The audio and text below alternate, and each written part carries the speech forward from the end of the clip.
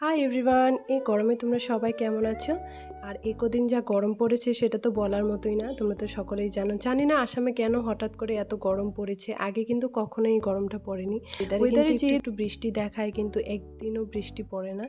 জানি না কেন। এই যে তোমরা দেখতে পাচ্ছ এত সকাল সকাল রোদ্দুর উঠেছে। আর আমি এদিকে চলে আসলাম, একটু ব্রাশ করতে করতে দেখলাম, আর ওই যে পেছনটা দেখছো হালকা একটু কুয়াশাও ছিল। তারপরে এদিকে চলে আসলাম আমি একটু গরম জল খেতে, কারণ যত গরমই থাকুক না কেন ঘুম থেকে উঠে প্রথম কিন্তু গরম জলটা খেতেই হয়। ঠান্ডা জল খেলে মানে ভালো নয় পেটের জন্য। তো এদিকে আমি আজকে একটু লাল চা খেয়ে নিলাম, আর সঙ্গে একটু মুড়ি ছিল। তো এদিকে খেয়ে তারপরে এদিকে চলে আসলাম একটু প্রাণায়াম করতে। আজকে আর সেরকম যোগা করব না, আজকে প্রাণায়াম করব। যে গরম পড়েছে মানে একদমই অবস্থা খারাপ হয়ে গেছে। আর এদিকে মা চালগুলোকে বের করে প্যাকেট থেকে এগুলোকে ড্রামে ভরবে। তো আমার না চাল দেখলেই না এরকম করতে খুব ভালো লাগে। তোমাদের কার কার ভালো লাগে?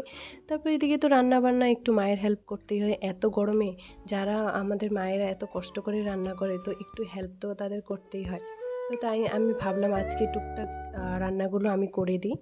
আর আজকে যেহেতু নিরামিষ ছিল, তো তার জন্য আমি একটু চাটনিটাকে বানিয়ে নিয়েছি, সেটা তো তোমাদের সঙ্গে আমি শেয়ারই করেছি। আর এদিকে একটু বেগুন ভাজবো। আর বেগুন ভাজি কিন্তু আমার খেতে খুব ভালো লাগে, একটু ঘি দিয়ে গরম ভাতে বেগুন ভাজি দিয়ে আর একটা কাঁচা লঙ্কা, এত ভালো লাগে খেতে। এটা আমার ছোটো থেকেই খুব ভালো লাগে। আর এদিকে দেখতেই পাচ্ছ এক এক করে আমি বড়াগুলো ভেজে নিচ্ছি। তোমাদের ওখানে কতটুকু গরম পড়েছে তোমরা একটু কমেন্ট বক্সে জানাবে। এখানে তো প্রচণ্ড গরম পড়েছে। এটা কিন্তু গ্রামেই থাকি আমরা, তবুও জানি না কেন এত গরম। অন্য জায়গার তুলনায় এখানে তাও হালকা একটু মানে হাওয়া থাকে, না থাকা নয়। কারণ যেহেতু গাছপালাগুলো আছে তার জন্য হয়তো একটু গরমটা মানে তাও সহ্য করা যায়। কিছু কিছু জায়গায় গেলে গাছের ছায়ায় একটু বসা যায়। আর এদিকে আজকে ঢেঁকি শাক এনেছিল, তো ঢেঁকি শাকটাকে না আমি আলু দিয়ে সুন্দর করে ভেজে নিয়েছি। আর এটা খেতে না আমার একদমই ভালো লাগে।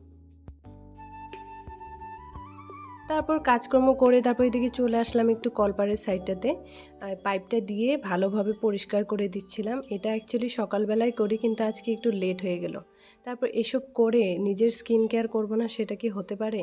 এত কিছু গরমে করার পরে যে স্কিনের হাল হয়েছে একদম, মানে কি বলবো, এত পিম্পল হয়ে গেছে কয়েকদিনে, মানে একটু নিজের ধ্যান রাখতেই পারছি না।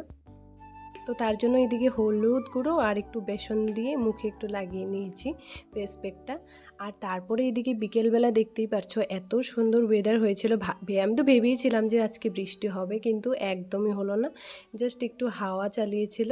তারপরে এদিকে সন্ধে লেগেই গেল। তারপরে সন্ধেটা দিয়ে আমি চলে গেলাম একটু চা বানাতে। তো চা তো গরমে যাই হোক চা লাগবে। আর চায়ের সঙ্গে আজকে একটু চানাচুর দিয়ে একটু মুড়ি মেখেছিলাম। তো আমি আর মা বসে বসে দুজনেই খাচ্ছিলাম। আর চা খেতে খেতে ব্লগটা এখানেই শেষ করলাম। তো তোমাদের সঙ্গে দেখা হচ্ছে নেক্সট ব্লগে। ততক্ষণ পর্যন্ত তোমরা আমার এই ব্লগটাকে একটু লাইক, কমেন্ট অ্যান্ড শেয়ার করে দিও। Bye bye.